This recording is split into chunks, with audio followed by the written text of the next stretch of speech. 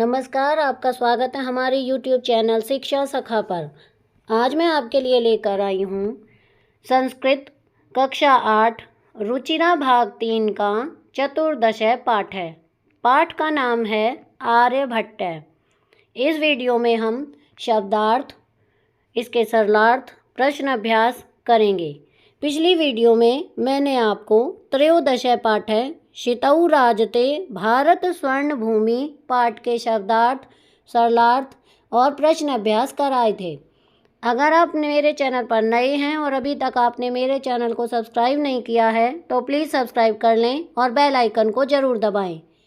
मैंने अपने चैनल की प्लेलिस्ट में सब्जेक्ट वाइज लिस्ट डाली हुई है। आप जिस भी लेसन को देखना चाहते हैं मेरे चैनल की प्लेलिस्ट में जाकर उसे देख सकते हैं। तो पाठ की शुरुआत करते हैं। आर्यभट्ट भारतवर्ष की अमूल्य निधि है ज्ञान विज्ञान की सुदीर्घ परंपरा। इस परंपरा को संपोषित किया प्रबुद्ध मनीषियों ने। इन्हीं मनीषियों में अग्रगण्य थे आर्यभट्ट। दशमलव पद्धति आदि के प्रारंभिक प्रयोक्ता आर्यभट्ट ने गणित को नई दिशा दी। इन्हें एवं इनके प्रवर्तित सिद्धांतों को तत्कालीन रूढ़िवादियों का विरोध झेलना पड़ा। वस्तुतः गणित को विज्ञान बनाने वाले तथा गणितीय गणना पद्धति के द्वारा आकाशीय पिंडों की गति का प्रवर्तन करने वाले ये प्रथम आचार्य थे। आचार्य आर्यभट्ट के इसी वैदुष्य का उद्घाटन प्रस्तुत पाठ में है। पूर्व दिशायाम उदेति सूर्य पश्चिम दिशायां च अस्तं गच्छति इति दृश्यते हि लोके परम न अनेन अवबोध्यम् अस्ति यत् सूर्यो गतिशील इति। सूर्यो अचल पृथ्वी च चला या स्वकीये अक्षे घूरन्ति इति साम्प्रतं सुस्थापितः सिद्धान्तः। सिद्धान्तो अयं येन प्रवर्तितः स आसीत् महान् गणितज्ञ ज्योतिर्विच आर्यभट्ट। पृथ्वी स्थिरा वर्तते इति परंपरया प्रचलिता रूढ़ि तेन प्रत्यादिष्टा। तेन उदाहृतं यद् गतिशीलायां नौकायाम् उपविष्टः मानवः नौकां स्थिरामनुभवति अन्यान् च पदार्थान् गतिशीलान् अवगच्छति। एवमेव गतिशीलायां पृथ्व्याम् अवस्थितः मानवः पृथ्वीं स्थिरामनुभवति सूर्यादिग्रहान् च गतिशीलान् वेत्ति। षट्सप्तधिकचतुस्तमे वर्षे ख्रीस्ताब्दे आर्यभट्टः जन्म लब्धवानिति तेनैव विरचिते आर्यभट्टीयम् इत्यस्मिन् ग्रन्थे उल्लिखितम्। ग्रन्थोऽयं तेन त्रयोविंशतितमे वयसि विरचितः। ऐतिहासिक स्रोतों भी ज्ञायते यत् पाटलिपुत्रं निकषा आर्यभट्टस्य वेधशाला आसीत्। अनेन इदम् अनुमीयते यत् तस्य कर्मभूमि पाटलिपुत्रम् एव आसीत्। आर्यभट्टस्य योगदानं गणितज्योतिषा सम्बद्धं वर्तते यत्र संख्यानाम् आकलनं महत्त्वम् आदधाति। आर्यभट्ट फलित ज्योतिषशास्त्रे न विश्वसति स्म। गणितीय पद्धत्या कृतम् आकलनमाधृत्य एव तेन प्रतिपादितं यत् ग्रहणे राहुकेतुनामकौ दानवौ नास्ति कारणम्। तत्र तु सूर्यचन्द्रपृथ्वी इति त्रीणि एव कारणानि। सूर्यं परितः भ्रमतया पृथ्व्याः चन्द्रस्य परिक्रमापथेन संयोगाद् ग्रहणं भवति। यदा पृथ्व्याः छायापातेन चन्द्रस्य प्रकाशः अवरुध्यते तदा चन्द्रग्रहणं भवति। तथैव पृथ्वीसूर्ययोः मध्ये समागतस्य चन्द्रस्य छायापातेन सूर्यग्रहणं दृश्यते। समाजे नूतनानां विचाराणां स्वीकरणे प्रायः सामान्यजनाः काठिन्यमनुभवति। भारतीय ज्योतिषशास्त्रे तथैव आर्यभट्टस्यापि विरोधः अभवत्। तस्य सिद्धान्तः उपेक्षितः। स पण्डितमन्यमानानाम् उपहासपात्रं जातः। पुनरपि तस्य दृष्टिः कालातिगामिनी दृष्टा। आधुनिकै वैज्ञानिकै तस्मिन् तस्य च सिद्धान्ते समादरः प्रकटितः। अस्मादेव कारणाद् अस्माकं प्रथमोपग्रहस्य नाम आर्यभट्ट इति कृतम्। वस्तुतः भारतीयाया गणितपरम्पराया अतः विज्ञानपरम्परायाः असौ एकः शिखरपुरुषो आसीत्।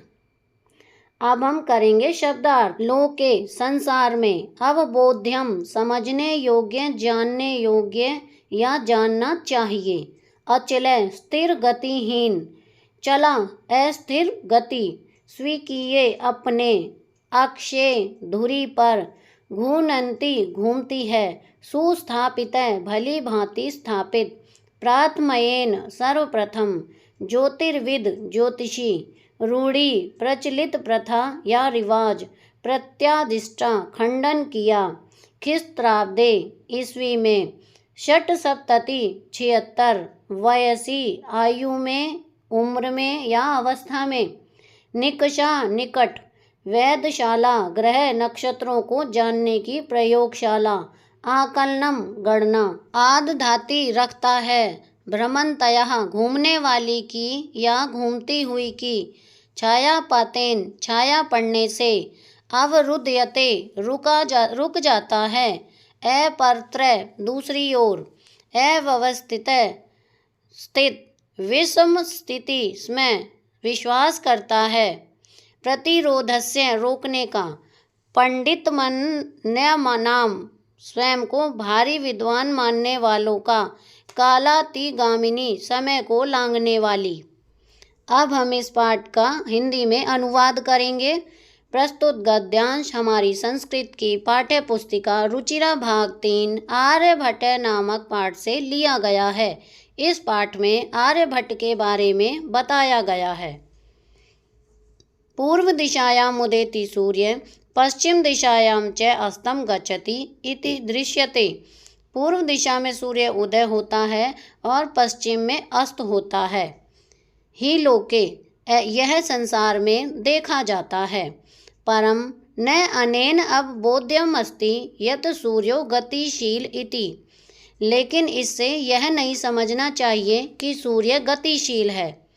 सूर्यो अचल पृथ्वी च चला या स्वकीय अक्षे घूर्णन्ति इति सांप्रतम सुस्थापित सिद्धांत है। सूर्य स्थिर है और पृथ्वी गतिशील जो अपने अक्ष पर घूमती है।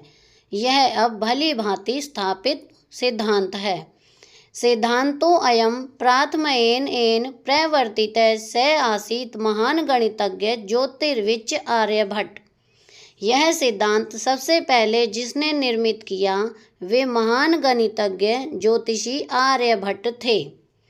पृथ्वी स्थिरा वर्तते इति परंपरया प्रचलिता रूढ़ी तेन प्रत्यादिष्टा।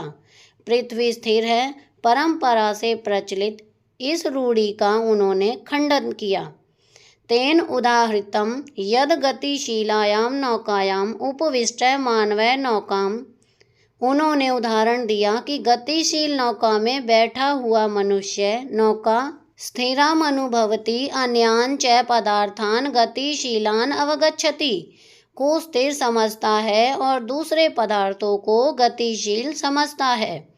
एवमेव गतिशीलायां पृथ्व्यां अवस्थित मानवः पृथ्वीं स्थिराम अनुभवति सूर्यादि ग्रहान् च गतिशीलान् वेति।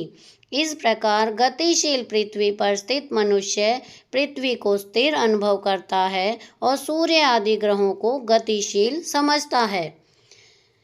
षट सप्तत्यधिक चतुःशततमे वर्षे तमे ख्रीस्ताब्दे आर्यभट्ट जन्म लब्धवानिति तेनैव विरचते आर्यभट्टीयम् इत्यस्मिन् ग्रंथे उल्लिखितम्।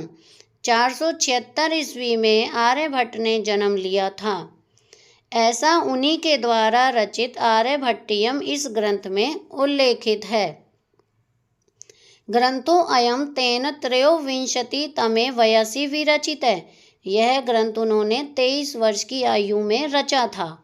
ऐतिहासिक स्रोतों भी ज्ञायते यत् पाटलिपुत्रम निक्षा आर्यभट्टस्य वेधशाला आसीत्।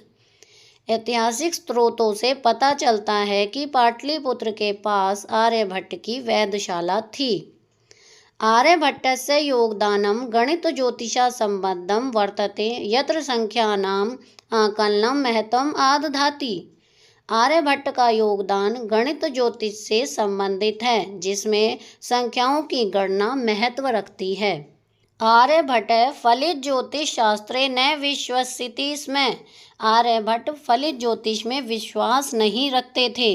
गणितीय पद्धत्या कृतम् आकलनम् आधृत्य एव तेन प्रतिपादितं यद् ग्रहणे सुग्राहु केतु नामकौ दानवौ न अस्ति कारणम्। गणित की पद्धति से की गई गणना को आधार बनाकर ही उसने यह संपादित किया कि ग्रहण लगने में राहु केतु नामक 2 दानव कारण नहीं हैं। तत्र तु सूर्य चंद्र पृथ्वी इति त्रीणि एक कारणानि। उनमें से तो सूर्य चंद्र और पृथ्वी ये तीनों ही कारण हैं। सूर्य परितः भ्रमन्तया पृथ्व्या चंद्रस्य परिक्रमा पथेन संयोगाद ग्रहणं भवति। सूर्य के चारों ओर घूमती हुई पृथ्वी का चंद्रमा के परिक्रमा पथ से संयोग होने के कारण ग्रहण होता है। यदा पृथ्व्या छायापातेन चंद्रस्य प्रकाशे अवरुद्धते तदा चंद्रग्रहणं भवति। जब पृथ्वी की छाया पड़ने से चंद्रमा का प्रकाश रुक जाता है तब चंद्रग्रहण दिखाई देता है। तथैव पृथ्वी सूर्ययोः मध्ये समागतस्य चंद्रस्य छायापातेन सूर्यग्रहणं भवति। उसी प्रकार पृथ्वी और सूर्य के बीच में दोनों के बीच में आए हुए चंद्रमा की छाया पड़ने से सूर्य ग्रहण दिखाई पड़ता है। समाजे नूतनानां विचाराणां स्वीकरणे प्राय सामान्य जना काठिन्यम् अनुभवन्ति। समाज में नए विचारों को स्वीकार करने में प्राय सामान्य लोग कठिनता का अनुभव करते हैं। भारतीय ज्योतिष शास्त्रे तथैव आर्यभट्टस्यापि विरोधः अभवत्। भारतीय ज्योतिष शास्त्र में उसी प्रकार आर्यभट्ट का भी विरोध हुआ। तस्य सिद्धांत उपेक्षिता। उनके सिद्धांतों की उपेक्षा की गई। स पंडित तन्मन्यमान्यानाम उपहास पात्रम जाते। वे जाने माने पंडितों के हंसी के पात्र बने। पुनरपि तस्य दृष्टि कालातिगामिनी दृष्टा। फिर भी उनकी दृष्टि समय को लांघ जाने वाली दिखी। आधुनिकै वैज्ञानिकै तस्मिन् तस्य च सिद्धान्ते समादर प्रकटित है। आधुनिक वैज्ञानिकों उनके और उनके सिद्धांतों के प्रति आदर प्रकट किया है। अस्मादेव कारणात् अस्माकं प्रथम उपग्रहस्य नाम आर्यभट्ट इति कृतम्। इसी कारण हमारे प्रथम उपग्रह का नाम आर्यभट्ट रखा गया। वस्तुतः भारतीयाया गणित परंपराया अथ च विज्ञान परंपराया असौ एक शिखर पुरुष आसीत्। वास्तव में भारतीय गणित परंपरा और विज्ञान परंपरा के ये एक शिखर पुरुष थे। अब हम प्रश्न अभ्यास करेंगे। पहला प्रश्न है एक पदेन उत्तरत। क सूर्य कस्यां दिशायां उदेति। इसका उत्तर है पूर्व दिशायां। ख आर्यभट्टस्य वेधशाला कुत्र आसीत्। इसका उत्तर है पाटलिपुत्रम निक्षा।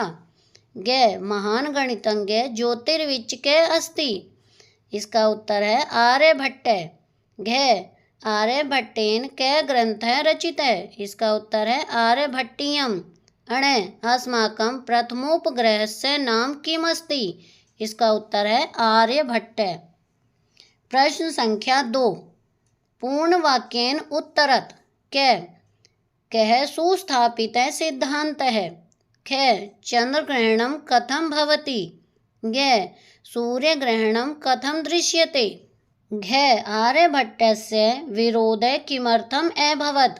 अण प्रथमोपग्रहस्य नाम आर्यभट्ट इति कथं कृतम्। उन सभी 5 प्रश्नों के उत्तर यहाँ पर दिए हैं। पहले प्रश्न क का उत्तर है सूर्यो अचलः पृथ्वी च चला या स्वकीय अक्षे घूर्णन्ति। ख यदा पृथ्व्याः छायापातेन चन्द्रस्य प्रकाशः अवरुध्यते तदा चन्द्रग्रहणं भवति। ग प्रश्न का उत्तर है पृथ्वी सूर्ययोः मध्ये समागतस्य चंद्रस्य छायापातेन सूर्यग्रहणं दृश्यते। घ प्रश्न का उत्तर है समाजे नूतनानां विचाराणां स्वीकरणे प्राय सामान्य जना काठिन्यम् अनुभवन्ति। अण आधुनिकै वैज्ञानिकै आर्यभट्टे तस्य च सिद्धान्ते समादरः प्रकटितः। तो यहाँ पर मैंने इन सभी पांचों प्रश्नों के उत्तर दिए हैं। प्रश्न संख्या 3 रेखांकित पदानि आधृत्य प्रश्न निर्माणं कुरुत। क सूर्यः पश्चिमायां दिशायां अस्तं गच्छति। यहाँ पर पश्चिमायां के स्थान पर आएगा कस्याम और लास्ट में प्रश्नवाचक चिन्ह लगेगा। ख पृथ्वी स्थिरा वर्तते इति परंपरया प्रचलिता रूढ़ि। यहाँ पर परंपरा के स्थान पर आएगा क्या और लास्ट में प्रश्नवाचक चिन्ह लगेगा। ग आर्यभट्टस्य योगदानम गणित ज्योतिष संबद्धम वर्तते। यहाँ पर गणित ज्योतिष के स्थान पर आएगा केन और लास्ट में प्रश्नवाचक चिन्ह लगेगा। घ समाजे नूतन विचाराणां स्वीकरणे प्राय सामान्य जनः काठिन्यम् अनुभवन्ति। यहाँ पर सामान्य जना के स्थान पर आएगा के और लास्ट में प्रश्नवाचक चिन्ह लगेगा। अण पृथ्वी सूर्ययोः मध्ये चंद्रस्य छायापातेन सूर्यग्रहणं भवति। यहाँ पर पृथ्वी सूर्ययोः के स्थान पर आएगा कयो और लास्ट में प्रश्नवाचक चिन्ह लगेगा। प्रश्न संख्या 4 मंजूषातः पदानि चित्वा रिक्त स्थानानि पूरयत। नौकां पृथ्वी तदा चला अस्तं। क हमें इन शब्दों को लेकर वाक्यों में भरना है। क सूर्य पूर्व दिशायाम उदेति पश्चिम दिशायाम च डैश गच्छति। इसमें आएगा अस्तम। ख सूर्य अचल पृथ्वी च डैश। इसमें आएगा चला। ग डैश स्वकीय अक्षे घूर्णन्ति। इसमें आएगा पृथ्वी। घ यदा पृथ्व्या छायापातेन चंद्रस्य प्रकाशे अवरुध्यते डैश चंद्रग्रहणं भवति। इसमें आएगा तदा। अण नौकायाम उपविष्टः मानवः डैश स्थिराम् अनुभवति। इसमें आएगा नौकाम। प्रश्न संख्या 5 संधि विच्छेदम कुरुत। ग्रंथो अयम। इसमें आएगा ग्रंथः जमा अयम। आगे सूर्य जमा चल है। इसमें आएगा सूर्य जमा अचल है। तथैव। इसमें आएगा तथा जमा एव। कालातिगामिनी। इसमें आएगा काल जमा अतिगामिनी। प्रथमोपग्रहस्य। इसमें आएगा प्रथम जमा उपग्रहस्य। अधोलिखित पदानां विपरीतार्थक पदानि लिखत। उदय इसका उल्टा होगा अस्त है। अचल है इसका होगा चल है। अंधकार है इसका होगा प्रकाश है। स्थिर है इसका होगा अस्थिर है। समादर है इसका विलोम होगा निरादर है। आकाशस्य इसका होगा पृथ्वीस्य। अधोलिखित पदानां समानार्थक पदानि पाठात् चित्वा लिखत। संसारे इसके समान होगा जगति। इदानीम इसके समान होगा अधुना। वसुंधरा इसके समान है पृथ्वी। समीपम इसके समान होगा निकषा। गणनम इसके समान गणना। राक्षसौ इसके समान है दानवौ।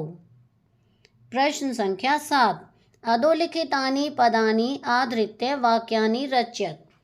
यहाँ पर शब्दों को लेकर वाक्य बनाने हैं। पहला है सांप्रतम। इसका वाक्य बनेगा अहम सांप्रतम गृहं गच्छामि। निकषा इसका वाक्य बनेगा ग्रामं निकषा वृक्षाः सन्ति।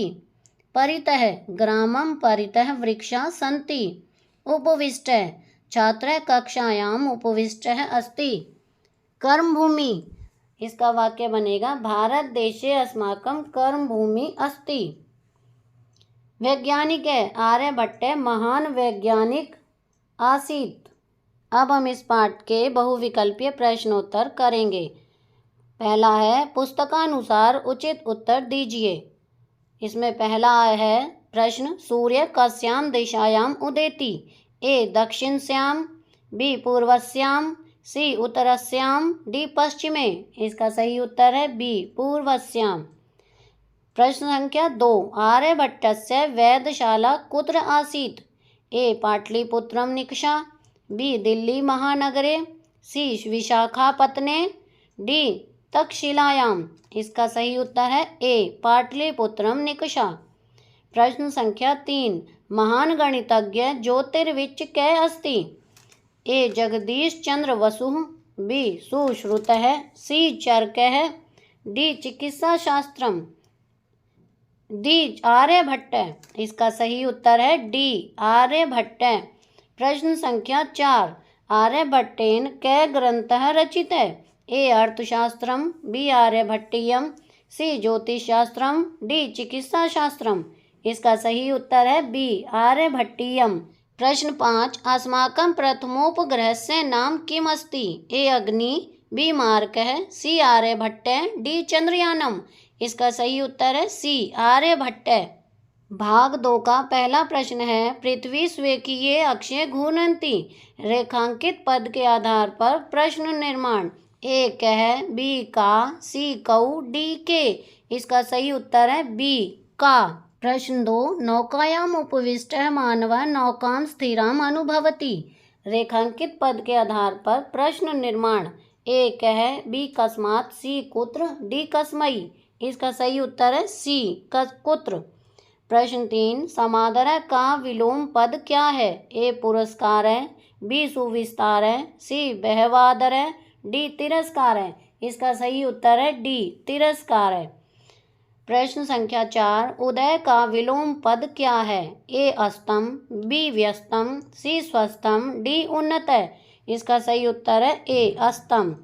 प्रश्न संख्या 5, अचलय का विलोम पद क्या है? ए अस्थिर है, बी गतिहीन है, सी चलय, डी प्रचलित है। इसका सही उत्तर है सी चलय। प्रश्न संख्या 6, अंधकार का विलोम पद क्या है? ए तमय, बी प्रातः, सी रात्रि, डी प्रकाश है।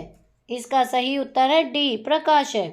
प्रश्न संख्या 7, स्थिर का विलोम पद क्या है? ए गतिहीन है, बी अस्थिर है, सी अचल है, डी सुस्थिर है। इसका सही उत्तर है बी अस्थिर है। प्रश्न संख्या 8, अवबोध्यम में कौन सा उपसर्ग प्रयुक्त है? ए अति, बी अपि, सी अव, डी अप। इसका सही उत्तर है सी अव। प्रश्न संख्या 9, उपजमा विष जमक तय का प्रत्यय युक्त पद क्या है? ए उपविष्ट है, बी उपवेशित है, सी उपविशित है, डी उपविशत। इसका सही उत्तर है ए उपविष्ट है। प्रश्न संख्या 10, आधृत्य में कौन सा प्रत्यय प्रयुक्त है? ए यत, बी ण्यत, सी लेयप, डी क्यप। इसका सही उत्तर है सी लेयप। प्रश्न 11, यदा डैश छायापातेन चंद्रस्य प्रकाशे अवरुध्यते तदा चंद्रग्रहणं भवति। पुस्तकानुसार रिक्त स्थान पूर्णतः। ए चंद्रस्य, बी सूर्यस्य, सी आकाशस्य, डी पृथ्व्या। इसका सही उत्तर है डी पृथ्व्या। प्रश्न 12, सूर्य चल पृथ्वी च डैश। पुस्तक अनुसार रिक्त स्थान की पूर्ति। ए गतिमति, बी अस्थिरा, सी अचला, डी चंचला। इसका सही उत्तर है सी अचला। प्रश्न संख्या 13, गणितज्ञ विशेषण पद का विशेष्य पद क्या है? ए आर्यभट्ट है, बी ज्योतिर्विद, सी शिखर पुरुष है, डी वैज्ञानिक है। इसका सही उत्तर है ए आर्यभट्ट। प्रश्न संख्या 14, लब जमा कतवतु का प्रत्यय युक्त पद क्या है? ए लभितवान, बी लब्धवान, सी लब्धवान, डी लब्धवान। इसका सही उत्तर है डी लब्धवान। प्रश्न संख्या 15, शिखर पुरुष का क्या अर्थ है? ए लंबा आदमी, बी बड़े सिर वाला पुरुष, सी सर्वोच्च व्यक्ति, डी शिखर पर चढ़ा हुआ आदमी। इसका सही उत्तर है सी सर्वोच्च व्यक्ति। या 16, नवीना नाम पद का पर्याय पद क्या है? ए पुरातना नाम, बी नूतना नाम, डी जीर्णा नाम, डी जीर्णा नाम। इसका सही उत्तर है बी नूतना नाम। यहाँ पर यह हमारा अभ्यास का कार्य पूरा हो गया है। अगली वीडियो में मैं आपको पंचदश पाठ है प्रहेलिका पाठ के शब्दार्थ, सरलार्थ, प्रश्न अभ्यास और बहुविकल्पीय प्रश्नोत्तर करवाऊंगी। आपको मेरी ये वीडियो कैसी लगी मुझे कमेंट करके ज़रूर बताएं। प्लीज़ मेरे चैनल को लाइक करें, शेयर करें और सब्सक्राइब करना ना भूलें। Thank you.